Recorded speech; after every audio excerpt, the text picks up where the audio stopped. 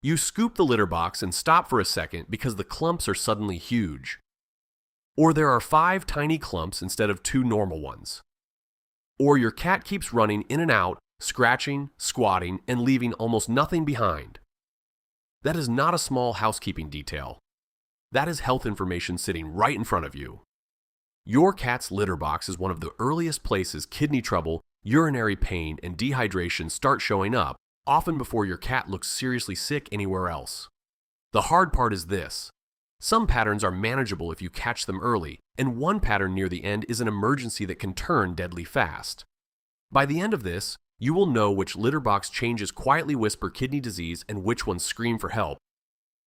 ANC, State College of Veterinary Medicine.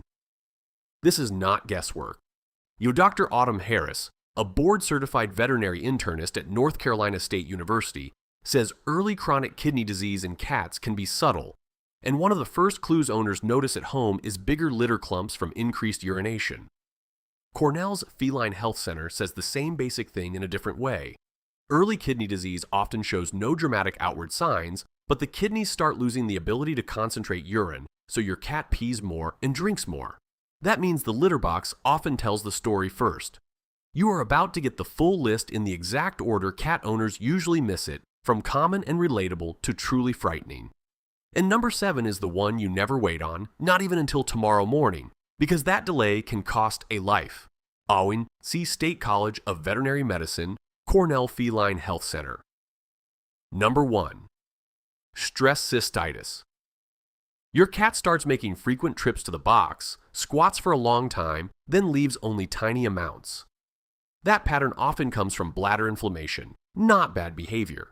In stress cystitis, the bladder feels raw and irritated, so your cat feels the urge to go again and again even when the bladder is nearly empty. Cornell and the AVMA both list frequent urination, painful urination, crying out, blood in the urine, and peeing outside the box as classic lower urinary tract signs. What you should watch for alongside this is licking at the genital area, hiding, sudden sensitivity, or a stressful change at home like visitors, conflict with another cat, or a move. One clear action: if this happens more than once, book a vet visit and do not label it just stress until pain and blockage are ruled out. Cornell Feline Health Center, AVM. Number 2. Urinary tract infection. A different pattern is the older cat who starts peeing more often, leaves small messy spots, and seems uncomfortable every time they try. That can be a urinary tract infection. The mechanism is simple. Infection irritates the bladder lining, so your cat feels urgency, discomfort, and repeated need to urinate. AVMA notes that infections are a more common cause of urinary signs in cats over 10, especially when another disease like kidney disease or diabetes has already changed the urine in a way that supports infection.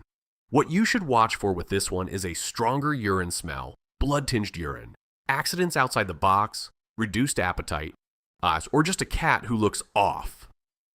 One clear action: ask your vet for a urinalysis and, if needed, a urine culture, because guessing and giving random treatment wastes time. VMA number 3. Diabetes mellitus. Now the clumps get much larger, the box fills faster, and your cat may start having accidents because there is simply more urine being made every day. This happens because extra glucose, or sugar, spills into the urine and pulls water with it. VCA lists drinking more, urinating more, producing more urine, and litter box accidents as common signs of feline diabetes. This is where owners often think, my cat is just drinking more because it's warm, when the real problem is much bigger. Watch for the other clues traveling with those giant clumps: acting hungry all the time, weight loss despite eating, sleeping more, or a coat that looks dry and thin. One clear action: if you are seeing bigger clumps plus increased thirst, get blood and urine testing rather than waiting to see if it settles on its own. VCA Animal Hospitals. Number 4. Bladder or kidney stones. When your cat keeps going back to the box, strains, maybe cries, and you notice blood, stones move high on the list. These mineral stones irritate the lining of the bladder or urinary tract, and in the worst case, they can shift and block urine flow. Cornell's Dr. Richard Goldstein explains that early signs can include blood in the urine and increasingly frequent, painful urination. This is the kind of litter box change that looks dramatic fast because your cat is not just urinating oddly, they are hurting. What you should watch for alongside it is sudden restlessness, hiding, a tense belly, a yowling, or a stop-start pattern where your cat keeps trying and cannot get relief. One clear action: get your cat examined urgently the same day. And stay with this, because from here the box stops looking merely messy and starts reading like a kidney warning label. Cornell Feline. Health Center number 5. Early chronic kidney disease. This is the one your litter box can reveal before your cat looks obviously ill. The clumps become bigger, heavier, and more frequent because the kidneys are losing their ability to concentrate urine. Your cat's body responds by making more dilute urine and then drinking more to keep up. Cornell says that in early chronic kidney disease, many cats show no obvious outward signs at first, and a low urine concentration can be one of the earliest indicators. Doctor Reed Autumn Harris at NC State says one of the home clues owners notice is exactly this: larger clumps in the box. What you should watch for elsewhere in your cat is subtle weight loss, slightly pickier eating, lower energy, or a coat that is just a little less glossy than it used to be.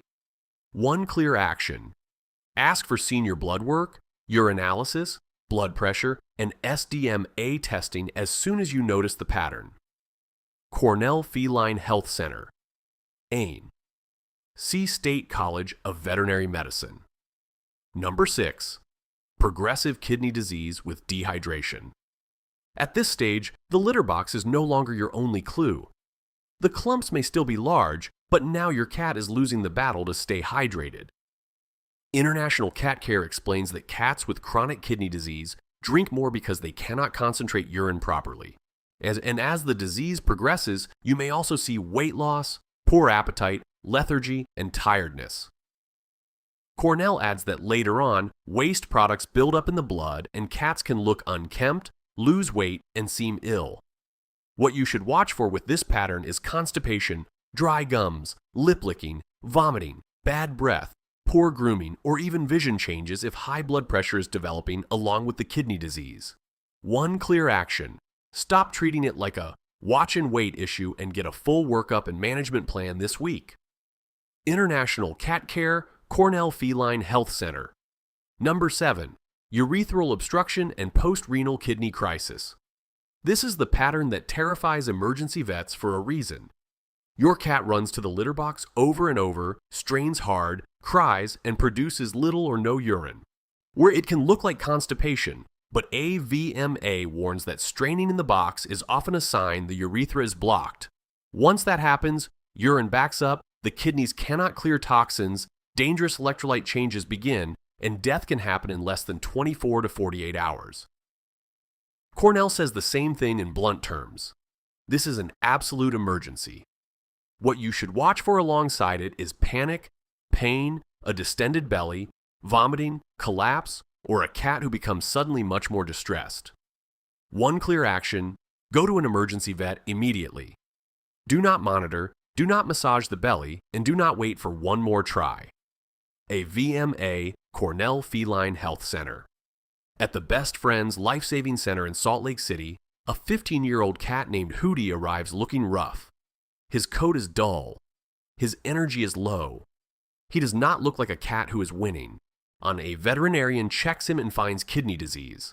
That could have been the moment his story narrowed. Instead, it opens. Foster volunteer Amy Roman Needham brings him home, gives him the quiet space, wet food, and extra fluids he needs, and little by little, Hootie starts feeling like himself again. Later, Kelly Smith meets him, leaves, comes back, and finally realizes she is his person. She adopts him. His kidney disease still matters, but it is managed now. He gets lap time, care, routine, and more life. That is why these early signs matter so much. Catching kidney disease early does not just change lab numbers. It changes how much good life your cat still gets to have. Best Friends Animal Society. Stress cystitis, urinary infection, diabetes, stones, early kidney disease, progressive kidney decline, urethral blockage.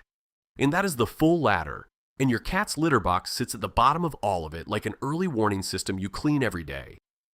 Bigger clumps matter, tiny repeated trips matter, blood matters, straining matters most of all. In the comments, share the very first litter box change that made you realize something was wrong with your cat, because that one detail could help another owner trust their gut sooner.